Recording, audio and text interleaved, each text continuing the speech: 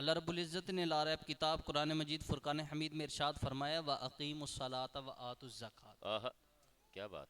नमाज कायम करो और ज़कात अदा करो।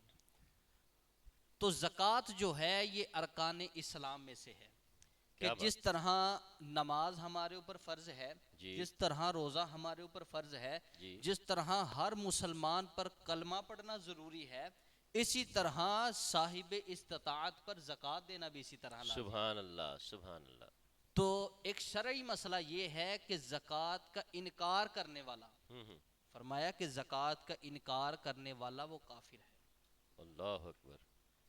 और ये फर्ज किसके ऊपर होती है? जिसके पास 7.5 तोले सोना हो या वाह। 52 तोले चांदी की मिकदार हो, या इतनी मिकदार के बराबर अगर उसके पास पैसे पड़े हों जी और जी। उसके ऊपर साल गुजर जाए तो उस बंदे के ऊपर ज़कात जो है वो फ़र्ज हो जाती है, ज़रूरी हो जाती है। सही। मेरे मुस्तफ़ा जान रहमत अलैहिस्सलातु वस्सलाम ने इरशाद फरमाया कि जो बंदा ज़कात अदा नहीं करता ना, फरमाया कि अल्लाह उसकी नमाज भी कबूल नहीं फरमाता। अल्लाह अकबर। यानी शरीयत में इस ज़कात का ये मकाम है। वाह। इसका माना क्या है? ज़कात का माना क्या है? ज़कात का माना है पाक कर देना। वाह तो जो अपने माल की ज़कात अदा करता है अल्लाह उसके माल को पाक कर देता है। वाह वाह वाह, क्या कहना है। फरमाया हर चीज की कोई ना कोई ज़कात होती है। बेशक।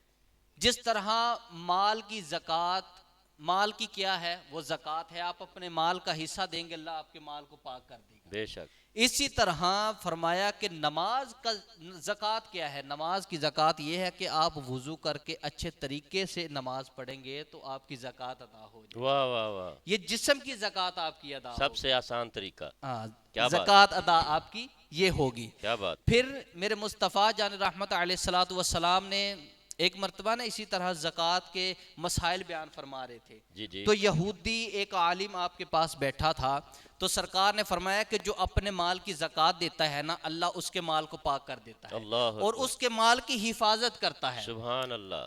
तो उसने अपना माल तिजारत के लिए भेजा हुआ था। जी जी। वो घर गया, उसने घर जाकर अपने माल का हिसाब लगाया, हिसाब लगाकर उसने ज़कात अदा कर दी। वाह।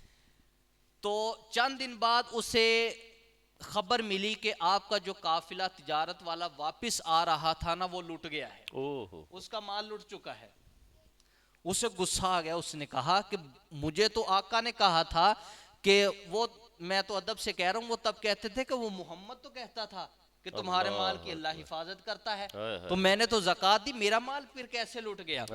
उसने तलवार निकाली, सरकार के दर दौलत की तरफ चल पड़ा। अल्लाह अकबर। जब उसकी तरफ, सरकार के दर दौलत की तरफ चला तो ऊपर से आवाज आई कि ओ बंदे वापस आ जा, तेरा माल बच गया है, वाह तेरा वाह, माल बच गया है। क्या बात। जब उसने अपने काफिले को देखा तो बाद में उसे पता लगा कि ऊंट की जो टांग थी वो खराब हो गई थी, इसलिए काफिला लेट हो गया। ओहो। उसने तलवार छोड़ी, फकत सरकार की तरफ भागा और जाकर सरकार के कदमों से लिपट गया और जाकर कहने लग गया कि जिसका कौल इतना सच्चा हो सकता है उसका मजहब कितना सच्चा वाह होगा। वाह वाह वाह, क्या जिसका कहना। कौल इतना सच्चा है सुभान एक, अल्लाह, उसका सुभान मजहब कितना सच्चा कितना होगा। सच्चा होगा। तो कुछ लोग ज़कात इस वजह से नहीं देते कि हम ज़कात देंगे तो पता नहीं हमारा माल कम हो जाएगा। हाँ, ऐसे ही है।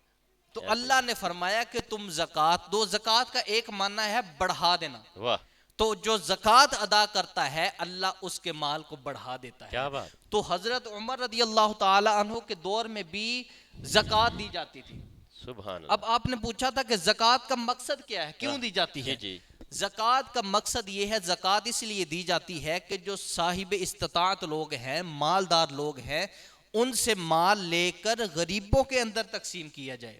जी वाह। जो फकीर हैं, मिस्कीन हैं, उनके अंदर वो माल तकसीम किया जाए ताकि वो सारी बराबरी हो जाए। अल्लाह। तो हजरत उमर के दौर में भी इसी तरह ज़कात दी जाती थी। एक साल दी गई, दूसरे साल इसी तरह माल, आपको पता है हजरत उमर की अदालत का तो फिर वाह, क्या वाह, बात वाह, है, वो तो डंके की चोट पर हर चीज निकालते थे। क्या कहना। तो उनसे वो जब माल दूसरे साल निकाला गया, तीसरे साल निकाला गया, तो माल वापस दोबारा बारगाह अबू हजरत उमर की बारगाह में आ क्या गया। कहना। तो हजरत उमर ने कहा मैंने तो कहा था कि गरीबों में तकसीम कर देना। वाह। तो उन्होंने कहा कि हुजूर ये माल इसलिए वापस आया है कि अब ज़कात लेने के काबिल ही कोई शख्स ओ नहीं रहा। वाह वाह सारे इतने मालदार हो चुके हैं क्या कि बात। ज़कात लेने वाला ही कोई नहीं है। वाह तो ज़कात इस वजह से दी जाती है कि जो गुरबा मसाकीन हैं उन्हें माल दिया जाए ताकि वो भी आराम से अपनी रोजी कमा सके। क्या आजकल तो आपको पता है नफसा नफसी का आलम एक तो क़यामत में होगा, अब भी हो रहा है। हाँ ऐसे ही है अभी क्या। जरा जाकर देखें आप बाजारों के अंदर क्या सूरत हाल है। हाय हाय। नफसा नफसी का आलम अब भी चल रहा है। बच्चों के खाने के लिए रोजी नहीं है,